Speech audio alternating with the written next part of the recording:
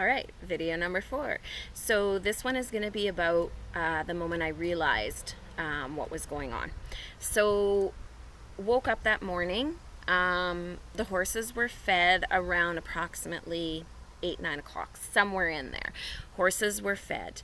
They all came up running. It was November, so there was snow on the ground, so it was cold. So you know how horses are, they're like starving all the time, so they come running up for their feed.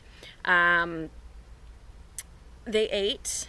I actually left to go have coffee with a friend, so I was gone from about, I don't know, 10:30, 11 o'clock till about 1:30, 2 o'clock ish. So what happened is when I drove into the yard, I drive by where we feed the horses, and I looked out the window obviously at the horses and noticed that all the horses were up eating the little crumblies and Pearl wasn't. So that triggered me to say, that's odd. So I went and parked my vehicle and headed right out to the pasture to just have a quick check. So I noticed her. We feed our horses out in the pasture, so the fence was kind of here, and then you go down the hill and there's a slough area down there that they hang out by quite often.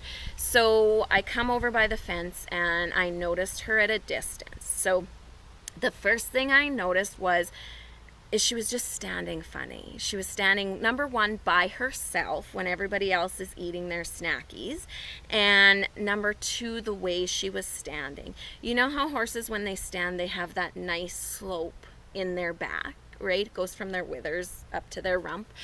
She did not have that, so I could tell she was really holding herself, holding her back. So I knew, I was like, oh boy, something is going on. So we keep our halters in the house, so I popped back to the house, grabbed a halter, and headed down. And as I was on my way down, so this is about 2 o'clock, so as I was on my way down to her, I actually phoned the vet to check availability, because I was like, I think I have a horse colicking. I may need somebody to come out. So the receptionist notified the vet and said, yep, they'll swing around that way. They were just out on another call, but they will come that way if need be. I said, okay, I'll phone you back in like 2 minutes. So I kept on heading down to the bush down there to get her. Once I got down there, there was roll marks all over, right? So I could see that she had been rolling all over the place. So I knew it was a colic at that point. So then I phoned the vet back and I said, yes, please send somebody as soon as you can. So that's what they did.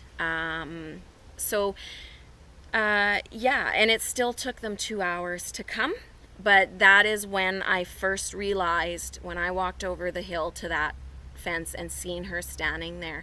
And if I'd have just looked at a distance like that and not really known what my horse's real normal is, I may have just, bypassed it as something else. But that is the moment that I realized that, oh crap, Pearl's colicking. Here we go.